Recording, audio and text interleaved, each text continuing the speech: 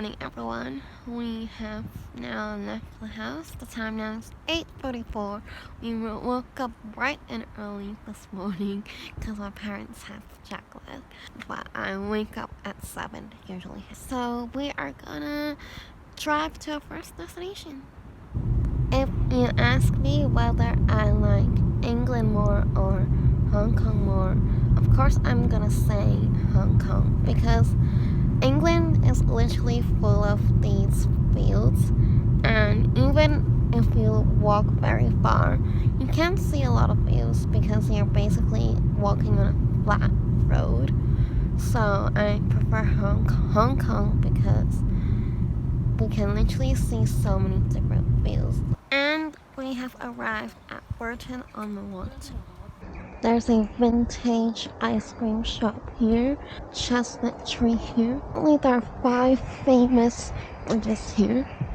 Oh no, it said no model aircraft or drones. Okay, so this is one of the bridges, and there is a river over here. Look at this reflection. We're gonna take a photo here. Oh my gosh, this maple tree leaf is super red. Just in case you didn't know you're in Burton On The Water, they put a sign here. And I also took a photo with it. There's a Victoria Hall here, and there's a plaque which commemorates the Diamond Jubilee of Queen Elizabeth II. There's a really Instagrammable restaurant here. It's called Botanical. I'm gonna take a photo here. You can actually see all 3 bridges here, so we're gonna take a photo here. Is this tree here because it's nearly Christmas? This is the 3rd bridge out of the 5th bridge. This is the 4th bridge. That leaf is so funny. It's like a Y-shaped. There's a top called the Little Nook. Oh, it's quite cute, I guess. It's the end of the bridges, but I swear I haven't seen the 5th bridge. I did. That says old new. Vintage. And now we're gonna walk along the river. And this is the end of the river. Oh my gosh, there's a candy shop over there. We're gonna go over and have a look. There's also a Cornish bakery here. This is what we call egg tarts in Hong Kong. They call it pastel de nata. Oh, they're already open, but we already have breakfast. This is the candy shop. It smells of sweetness. These clocks are so pretty. Oh my god, this is adorable. It's a gingerbread man inside the Santa Claus. This is called the candy shop.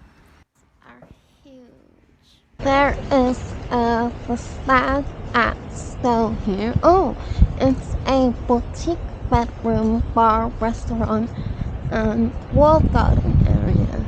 Let's go in and have a look. There's lots of place for you to have breakfast here, and we are slowly making our way back to our car. We have now come back to the Model Village because we realized we almost missed it. But don't tell me it's just a car park. Model Village, here we come. So we have come into the Model Village, and I asked them if we can fly my drone here, and they said no. So we're just gonna use the Insta360. We paid £9 for admission, and to get into the exhibition, you have to pay £1. But we can kind of see it here. This is Willie Lott's cottage, and then this was Thomas Hardy's cottage, and this was Hudson's cottage, and then this was the Coulter house, and then this was the Meadowville Wilden house, and the last one is the Crack this is the manor house. This is the St. Lawrence Church model. Upside down periscope here, but I wonder how it's used. This is the motor museum, but we're not gonna go in. I mean, this is the model of the motor museum, but we're not gonna go into the actual museum. The stone model? Oh my god, they built the three bridges here as well. We saw this old new in this. Well, this is the Victorian Christmas shop, which I also walked past. To be honest, I wouldn't recommend you to come here because it's literally just models of the shops outside. So if you see the outside, then you don't need to come here. There is the doll house. I haven't seen it yet. The model railway exhibition model. And we have arrived at Stow On The Wold, and it was around a 40-minute drive from the model village. There's actually a hotel there called Posting House.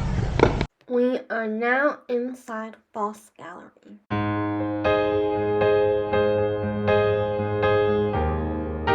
Look at this Sisters decoration. I've been mesmerized by it, so I'm gonna go in. Actually opened by two sisters. There's a Scot of Stow here. Does it sell Scottish stuff? Wow, there's a musical lantern here. So this is the St. Edward's Hall, and there was a fine example of Victorian Gothic architecture which was erected in 1877. So my mom wants to go into this organic shop, so we're gonna go in and have some prints here. Isle of Bright Tomatoes. The church over here. Apparently this is a really Instagrammable spot, so I'm gonna take a photo here. Oh, this is St. Edward's Church. So this is a very famous tea room, Huffkins. It has been seen here since 1890s. So we're gonna go in to have some food. So my mom and dad ordered a latte and I ordered some water. And we are inside the Huffkins restaurant. So this is the pesto pinwheel, and I ordered the Burford Rabbit. Oh, sorry. This is the soup of the day. This is the Burford Rabbit. And what is this? I think it's just like toasties. We are 3 minutes away from Broadway Tower. Arrived at the Broadway Tower. I feel like we'll definitely be able to fly my drone here since we're literally in the middle of a field. There's a tower museum here and a nuclear bunker, but I think we're only gonna go to the tower because we need to go to 2 more places today. So I tried to fly my drone here, but it was way too windy and my drone was automatically moving by itself, but I did capture some footage, so I'm gonna insert it now. Broadway Tower is a late 18th century folly built by Lady Coventry on the top of Fish Hill, overlooking the North Cotswold village, sometimes called Fish Inn Tower. For a pub that used to stand atop the hill, the tower stands 62 feet high and offers wonderful views over 16 counties. On a clear day, you can see the spires of Gloucester Cathedral and the towers of Warwick Castle, which is not too surprising when you consider the tower stands on the second highest point of the Cotswold Escarpment. And that's all the time I've got left to tell you about the history of Broadway Tower. Inside the dining room, there's some sheets here. Inside the drawing room,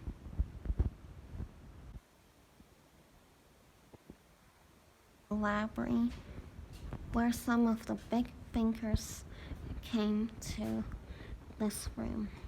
For example, Thomas Phillips. You can even design your own wallpaper. Oh, and we are at the rooftop. Apparently we can see Stratford-upon-Avon, Chipping Campden, Daventry, and Banbury. So I'm gonna take a photo here.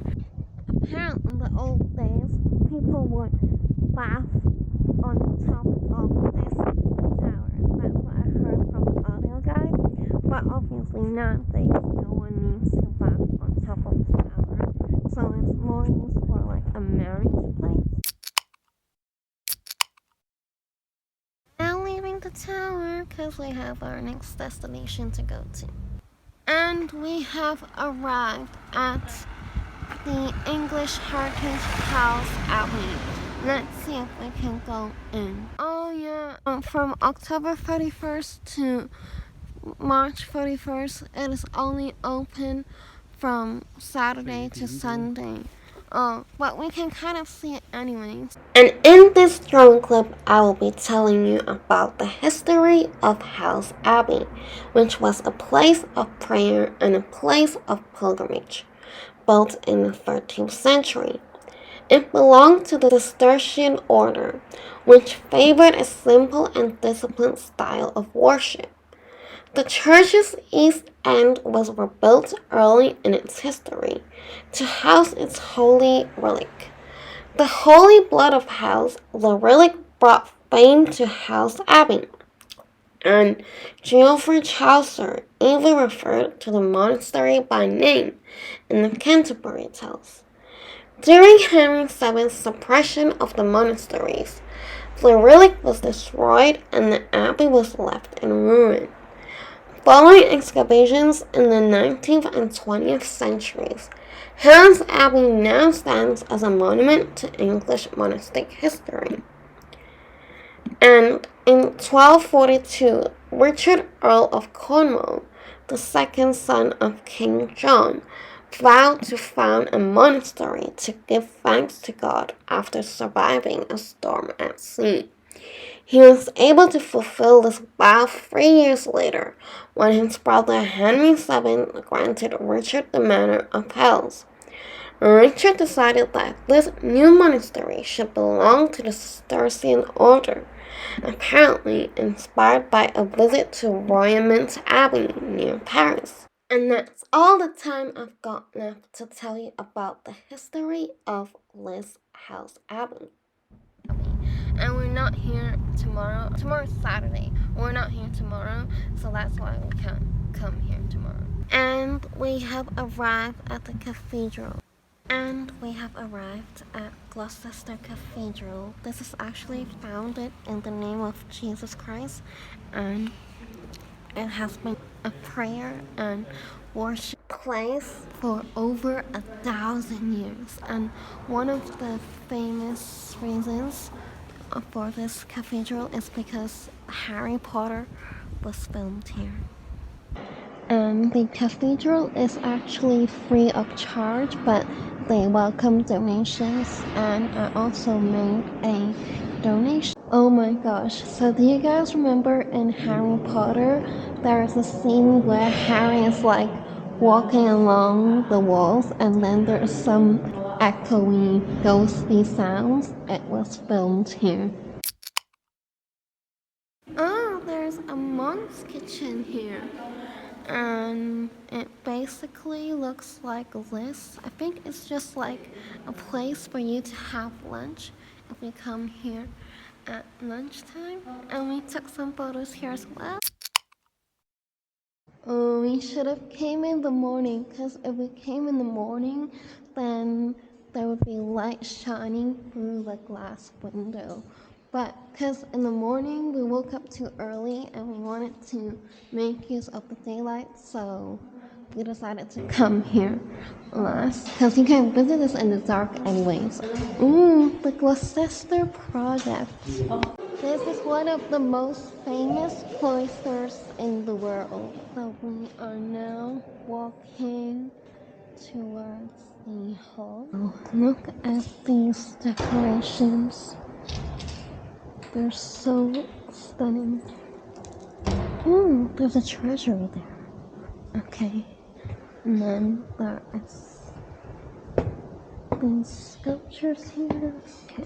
Oh, it's actually a tomb for a king. The remains of Edward II was an unpopular king who is thought to have been brutally murdered. Oh, just made it to this room before the guy turns off the lights. Okay, so they're closing now. Whoa, look at this door.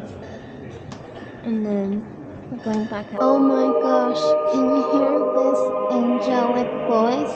It's coming from the choir, and there's 5 minutes till closing time now. This plaque is really beautiful. This is the Carna Cross. And it was carved in a prisoner of war camp.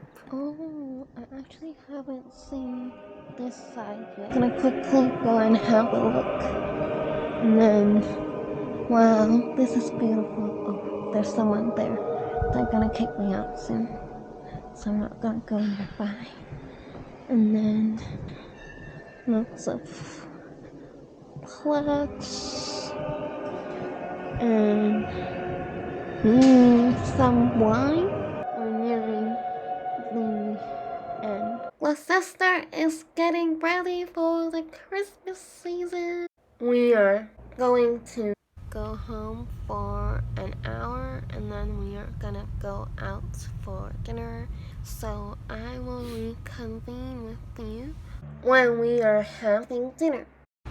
So we might go for this Giggling Squid. Okay, so this is our dinner. This is the lamb, and this is the pork, and then this is the coconut rice, and this is the confit.